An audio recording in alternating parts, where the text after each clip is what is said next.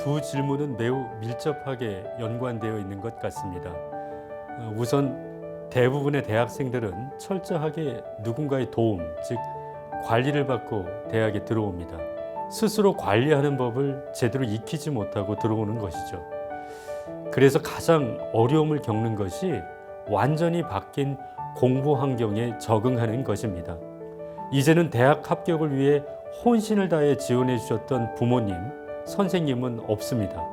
자신의 진로를 스스로 정하고 이를 위해 내가 원하고 필요로 하는 공부를 스스로 해나가야 합니다. 이런 측면에서 보자면 모든 것을 스스로 결정하고 실행하기 위한 첫걸음은 바로 시간 관리입니다.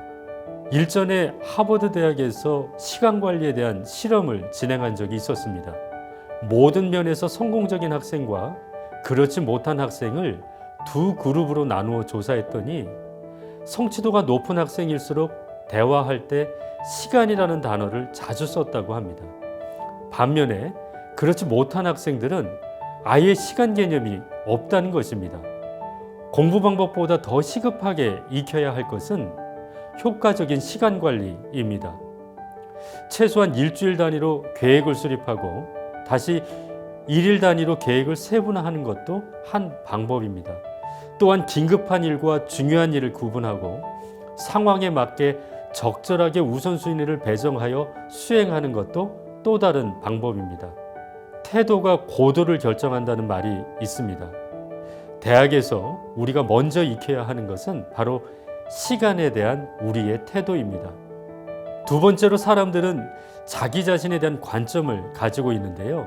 나름대로 괜찮다고 자기 자신을 긍정적으로도 볼 수 있지만 자기 자신에 대한 부정적인 관점을 가지는 경우도 있습니다. 문제는 자존감과 열등감은 어찌 보면 백지 한 장 차이인 것 같습니다. 물론 자기 자신에 대해 긍정적인 시각을 갖기 위해서는 우선 경쟁의 구도를 바꾸어야 합니다. 우리는 흔히 경쟁하면 타인과의 경쟁을 생각합니다만 이제 대학에 와서는 타인과의 경쟁보다 자기 자신과의 경쟁에 몰입해야 합니다. 즉 남과 나를 비교하지 말고 어제의 나, 기존의 나와 비교하라는 것입니다. 과거의 나와 비교해서 무언가 진전된 모습을 발견한다면 자기 자신에 대한 자존감도 높아지기 마련입니다. 자존감이 높을수록 자신의 강점이나 약점을 잘 알고 있으며 무엇보다 부족한 부분을 메꾸기 위해 노력함으로써 심리적으로 안정감을 경험할 수 있습니다. 철저한 자기관리, 남과의 비교가 아니라 어제의 나와의 비교, 이 두 가지를 실천해 보시길 바랍니다. 그러면 대학 생활이 훨씬 재미가 있고 무엇보다 옆에 있는 친구를 경쟁의 대상으로 여기기보다는 문제 해결을 위해 함께하는 동료로 볼 수 있는 시각도 갖추게 될 것입니다.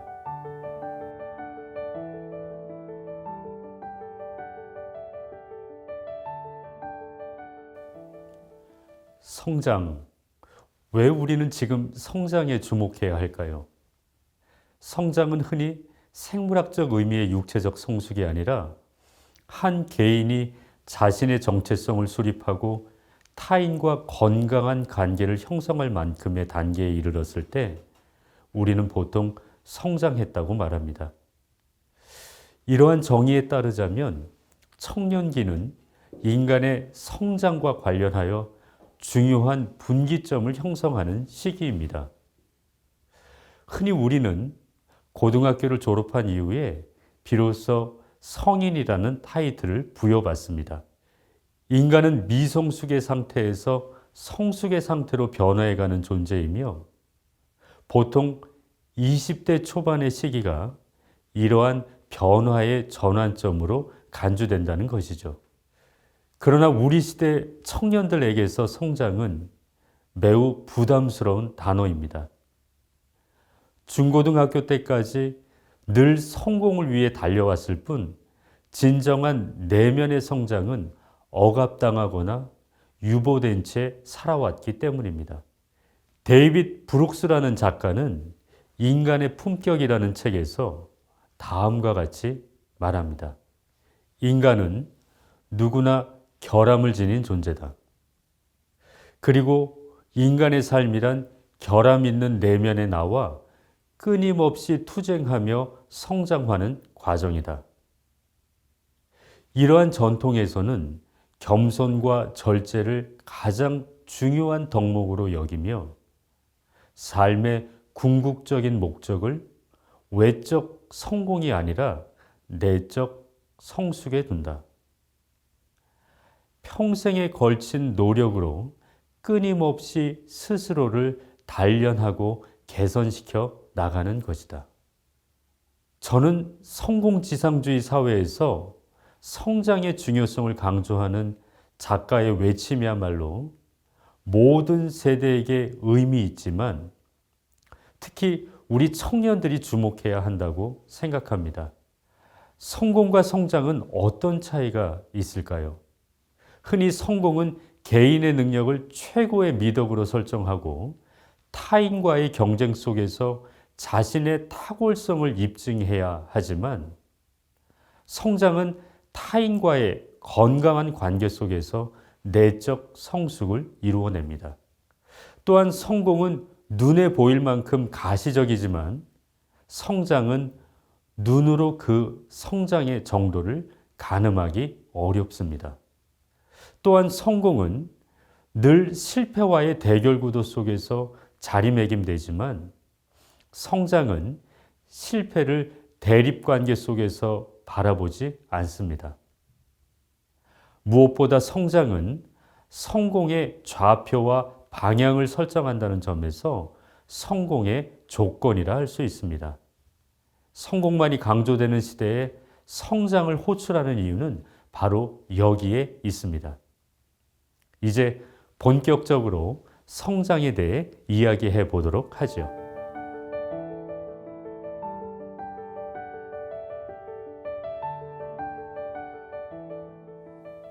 여러분 가운데 혹시 헤르만 헤세의 데미안을 읽어보신 적이 있으신가요?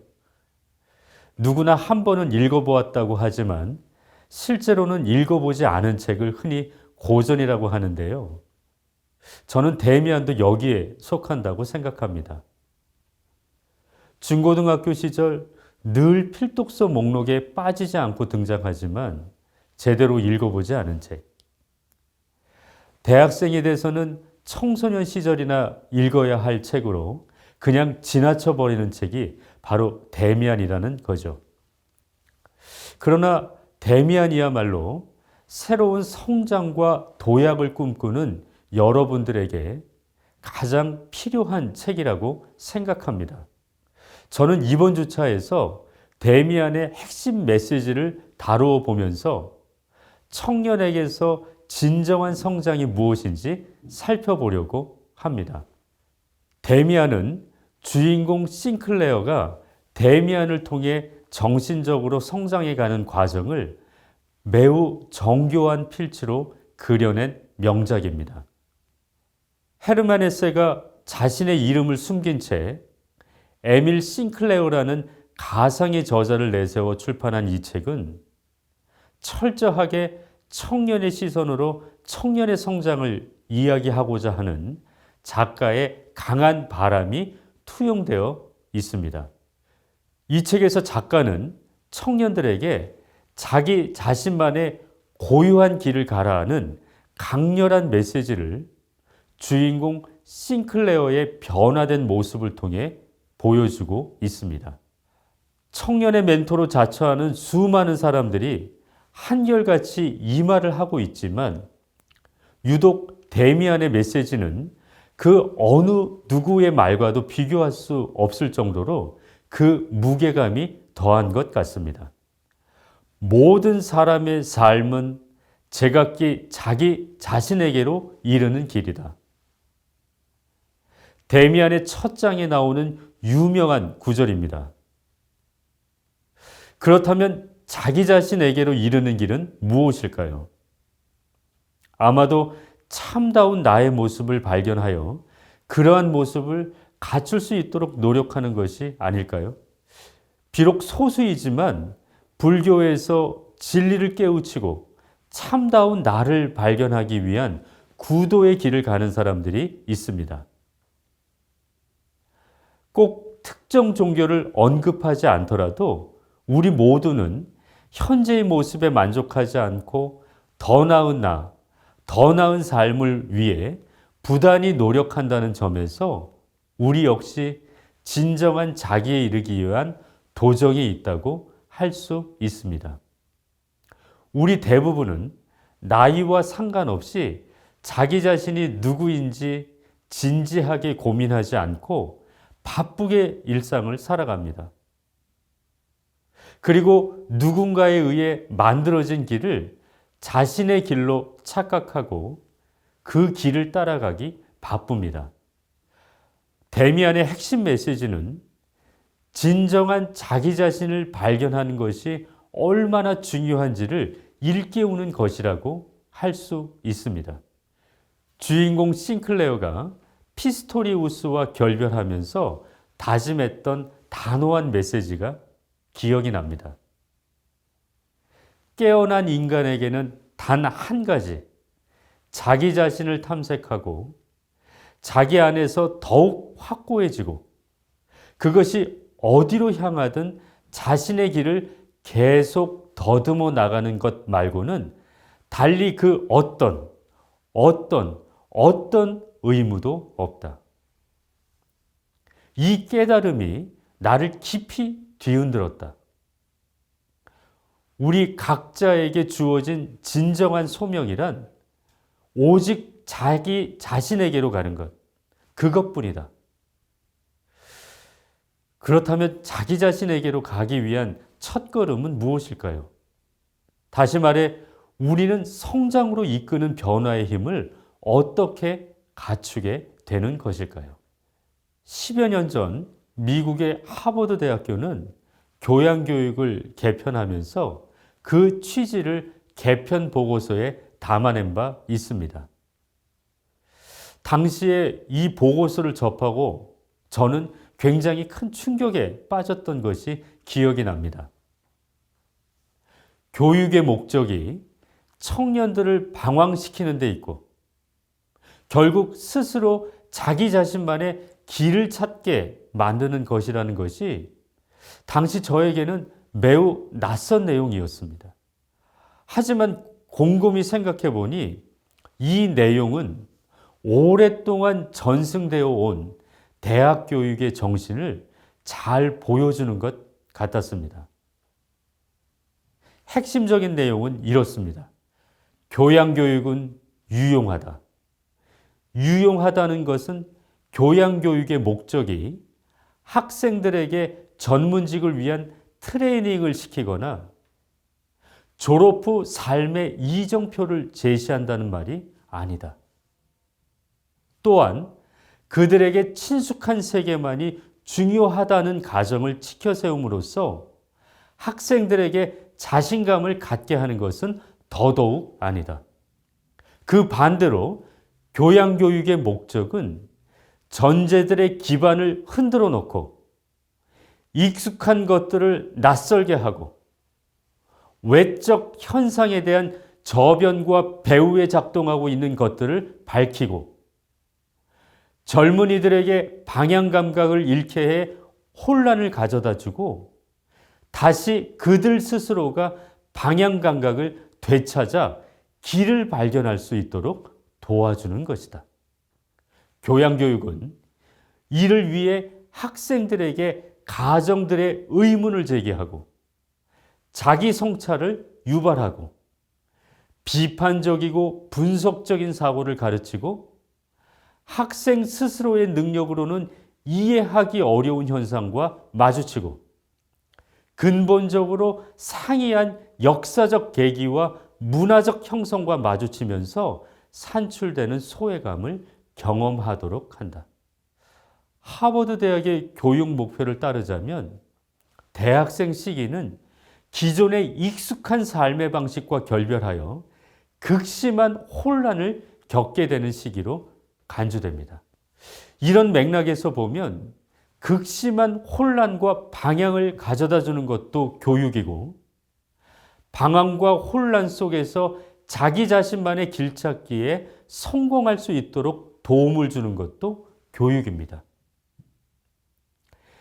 기존의 가치관과 세계관을 흔들어 놓고 낯설게 하여 혼란을 가져다 주고 의문을 제기하는 교육이야말로 청년들이 성장하는 데 중요한 전제가 된다고 본 것이죠.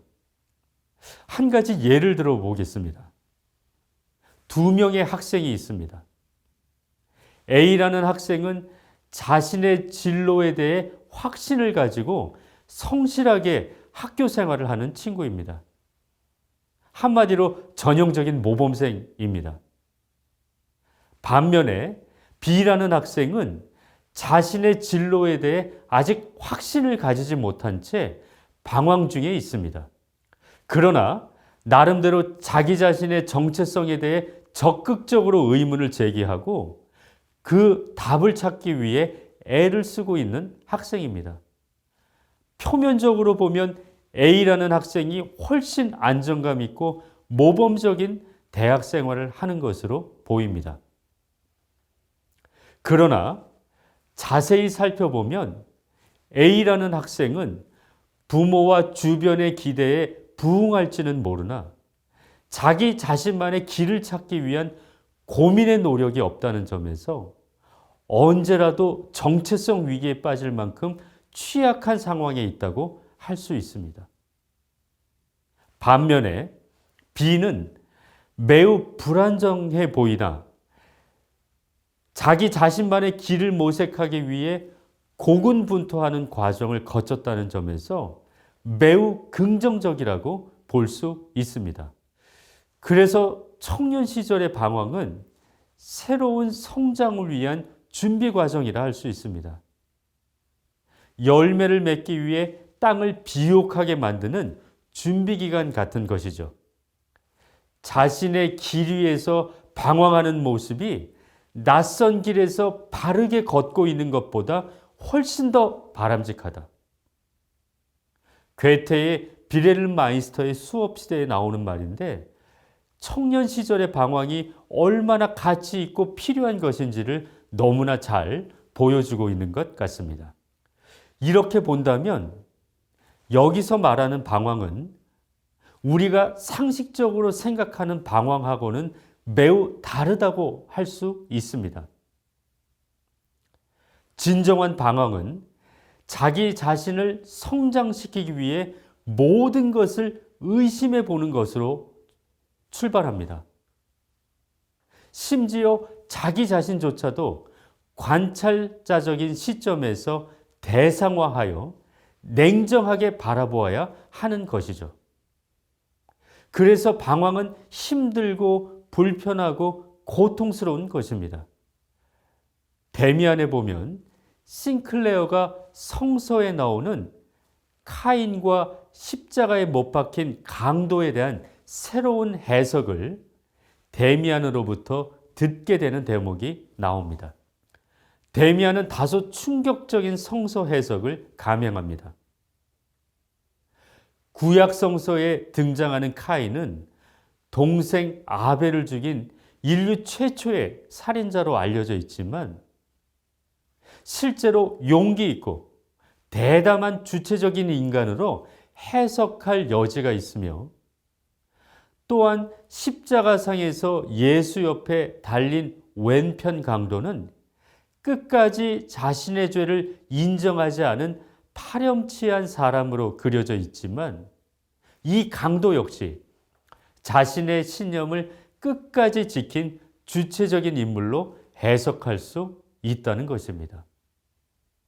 한마디로 카인의 후예로 자신만의 길을 간 사람으로 간주될 수 있다는 것입니다. 성서의 내용을 새롭게 해석한 이러한 데미안의 발상은 싱클레어에게 큰 충격을 가져다 줍니다. 주어진 사태를 그저 받아들이는 것이 아니라 자기 자신의 힘으로 적극적으로 의심해보고 사고하고 판단해보는 것이 중요하다라는 것을 일깨웠던 것이죠. 저는 이러한 데미안의 태도는 그 해석의 진위 여부와 상관없이 의심의 대상으로 모든 것을 삼았던 근대 철학자 데카르트의 치열한 탐구 정신과 맥락을 같이 한다고 생각합니다. 흔히 데카르트는 의심의 철학자로 불립니다. 의심의 사전적 의미는 확실히 알 수 없어 믿지 못하는 마음입니다. 통상적으로 사람들은 일상의 삶에서 의심을 거두고 삽니다. 의심한다는 것은 일종의 소모적인 정서로 편안한 삶에 균열을 일으키기 때문에 가급적 의심하지 않고 사는 것을 무난한 삶이라고 보기 때문입니다. 철학자 데카르트의 위대함은 편안한 일상에 파문을 일으키려는 도전 정신에 있으며 결국 우리 역시 이러한 태도를 갖추는 것이 필요하다고 이야기합니다. 데카르트는 성찰이라는 책에서 이렇게 말하고 있습니다. 확실한 어떤 것을 만날 때까지, 아니 하다못해 확실한 것은 아무것도 없다는 것만이라도 확실히 인식할 때까지 계속 나아가자. 아르키메데스가 지구를 그 자리에서 움직이기 위해 확고부동한 일점밖에 찾지 않았듯이 나 역시 확실하고 흔들리지 않는 최소한의 것만이라도 발견하게 된다면 큰 일을 도모할 수 있다고 희망할 수 있지 않을까? 그러므로 내가 보는 것은 모두 거짓이라고 가정하자. 저 기만적인 기억이 나에게 나타내는 것은 결코 현존한 적이 없다고 믿자. 나는 어떠한 감각도 갖고 있지 않으며 물체, 형태, 연장, 운동 및 장소도 정신이 꾸며낸 것들이라고 생각하자. 그러면 참된 것은 도대체 무엇이란 말인가? 아마도 확실한 것은 아무것도 없다는 한 가지 사실뿐이다. 이 제시문은 데카르트의 의심이 얼마나 철저하고 집요한지를 잘 보여주고 있습니다. 데카르트는 내가 알고 있는 지식은 과연 정당화될 수 있는 것인가? 확고부동한 것인가? 끊임없이 정당성에 대한 물음을 제기하고 확실성을 추구합니다. 어떤 것이 참된 것이라면 그것은 어떤 책에 쓰여 있거나 어떤 권위 있는 사람이 이야기해서가 아니라 이성을 통해 합당한 근거를 확인할 수 있기 때문에 참인 것으로 수용할 수 있다는 것입니다. 근거, 이유, 이성을 라틴어 라시오라고 하는데 합리주의, 이성주의를 의미하는 영어 단어 레이셔널리즘이 바로 여기서 나왔습니다. 흔히 데카르트를 근대 합리론의 아버지로 부르는 것은 이런 이유 때문입니다. 다시 데미안으로 돌아가서 데미안의 성서 해석은 주체적인 사고의 중요성을 일깨운다고 말씀드렸는데요. 주체적인 사고란 자신만의 시각을 갖고 사태를 바라볼 줄 아는 능력을 말하며 이러한 능력의 출발점은 세상에 대해 의문을 품는 능력에서 출발한다고 할 수가 있습니다. 새는 힘겹게 투쟁하여 알에서 나온다. 알은 세계다. 태어나려는 자는 한 세계를 깨트려야 한다. 새는 신에게로 날아간다. 그 신의 이름은 아프락삭스다. 데미안에서 가장 유명한 구절을 꼽으라고 한다면 아마도 이 구절일 것입니다. 실제 데미안을 읽어보시지 않은 분들도 이 구절만큼은 기억이 나실 것입니다. 이 구절은 싱클레어가 꿈에서 본 새의 그림을 그려 데미안에게 보낸 후에 데미안으로부터 받은 답장의 내용이었습니다. 이러한 암호 같은 문장에서 우리를 주목하게 만드는 것은 알에서 힘겹게 나오는 새의 형상과 아프락사스라는 신의 존재입니다. 우선 알에서 힘겹게 나오는 새는 새로운 세상을 열기 위해서는 기존의 세계와의 고통스러운 결별이 전제되어야 함을 일깨워 줍니다. 무엇보다 새는 우리 자신이라고 할 수 있습니다. 자기 자신이 된다는 것, 새로운 자기로 성장한다는 것은 자기 스스로 이루어내는 행위이지 외적 환경에 의해 좌우된다는 것은 아니라는 것이죠. 성장으로 이끌 변화의 힘은 결국 우리 자신에게 있습니다. 그리고 그 새는 선악의 이분법으로 분열된 좁은 의미의 세계가 아니라 선과 악이 공존하는 세계 속으로 비상하는 것입니다. 즉, 아프락삭스를 지향한다는 것은 진공 상태에서 벗어나 선과 악의 공존을 받아들일 만큼 내면의 성장을 이루어냈다는 것을 의미합니다. 힘겨운 투쟁은 따라서 일종의 성장통으로 비유될 수 있습니다. 마르쿠스 아우렐리우스는 명상록이라는 책에서 이렇게 말한 적이 있습니다. 우리는 시련을 통해 우리의 마음을 자신의 원하는 방향으로 전환할 수 있습니다. 장애물은 우리의 행동을 유발합니다. 우리에게 방해가 되는 것이 바로 우리의 길이 됩니다. 시련에 대한 아우렐리우스의 관점에 따른다면 시련과 고통은 우리가 성장하는 데 있어 반드시 통과해야 하는 관문으로서 고통과 시련이 성장의 걸림돌로 작동하는가 디딤돌로 작동하는가는 순전히 우리 자신의 몫으로 남아있다고 할 수 있습니다. 데미안의 주인공 싱클레어는 내면의 고통과 방황을 자기 성장의 디딤돌로 삼아 정신적인 성숙을 이루어낼 수 있었습니다. 트라우마가 자기 성장의 동력이 될 수 있다는 점을 심리학에서는 외상후 성장이라고 말합니다. 우리 모두 주인공 싱클레어처럼 고통과 방황을 자기 성장의 디딤돌로 삼을 수 있는 용기와 의지를 갖추었으면 좋겠습니다. 우리말 사람의 어원을 살펴보면 살다의 용언과 존재를 뜻하는 명사형 전미사의 결합형입니다. 어원적으로 보면 살아간다는 존재라는 뜻이죠. 인간을 뜻하는 수많은 외국어와 비교해 보더라도 사람은 정말 멋진 단어인 것 같습니다. 사람만이 살아가면서 자신의 삶의 의미와 가치를 묻는 유일하고 고유한 존재라는 뜻이 잘 담겨 있기 때문입니다. 사람이 살아간다는 것은 단순히 생명을 보존하는 차원이 아니라 가치와 의미를 추구하는 노력이 수반되어야 합니다. 인간은 어떤 정형화된 사물이 아닙니다. 언제나 인간화되는 과정에 있다는 것이죠.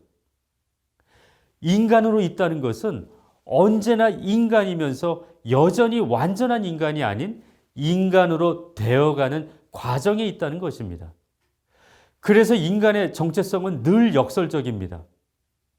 자기 정체성을 파괴하여 새로운 정체성을 확보하는 것, 즉 기존의 나를 파괴하여 새로운 나를 만드는 과정이 부단히 반복되는 것입니다.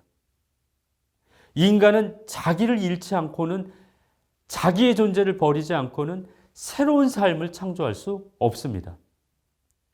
자신의 존재를 부단히 노력하여 새롭게 만들지 않는다면 이미 규정된 존재로서 사물과 같은 존재에 머물게 됩니다.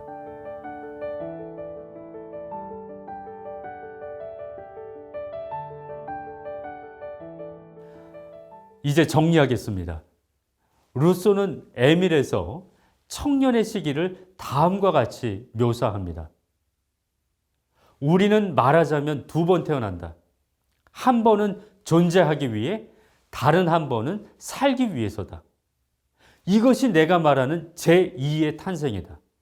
바로 여기서 인간은 진정으로 인생의 눈을 뜨며 인간적인 어떤 것도 그에게 무관하지 않게 된다. 특징적인 점은 루소가 청년의 시기를 제2의 탄생으로 명명하는 것입니다.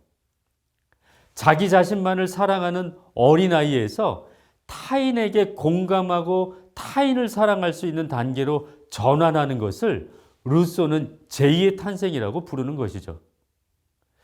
여기서 우리가 주목해야 하는 점은 인간이야말로 관계를 통해 변하는 존재라는 사실입니다. 제가 데미안을 살펴보면서 자기 발견, 자기 변화에 초점을 맞추었지만 좀 더 내밀히 살펴보면 자기 발견, 자기 변화는 결국 자기 안의 타자성과 자기 외의 타자와의 교류 속에서 일어난다는 점을 말씀드리고 싶습니다. 주인공 싱클레어가 데미안, 크로모, 피스토리우스, 에바 부인 등과의 만남과 교류를 통해 내적 성장을 이루었다는 것은 이 점을 분명히 보여줍니다. 그래서 자기 자신이 된다는 문제는 타인과의 관계를 떠나서 이야기할 수 없는 것입니다. 과연 여러분들은 어떤 성장을 꿈꾸십니까? 아니, 어떤 삶을 살고 싶습니까? 매우 막연한 질문이지만 이번에 살펴본 데미안을 통해 몇 가지 실마리를 찾아볼 수 있지 않을까요? 적어도 청년은 지금의 상황에 순응하고 만족하지 않고 끊임없이 새로움을 갈구하는 존재입니다. 또한 타인과의 건강한 관계를 통해 함께 성장을 도모하는 존재입니다. 따라서 청년은 신체적인 우월성으로 자신을 증명하는 존재가 아니라 자기를 극복하고 타인과 건강한 관계를 형성하여 세상에 적극적으로 참여하는 태도로 자신을 증명하는 존재입니다. 저는 여러분들이 성장의 진정한 의미를 깨우침으로써 여러분만의 성장 스토리를 제대로 쓸 수 있었으면 좋겠습니다. 지금까지 시청해 주셔서 감사합니다.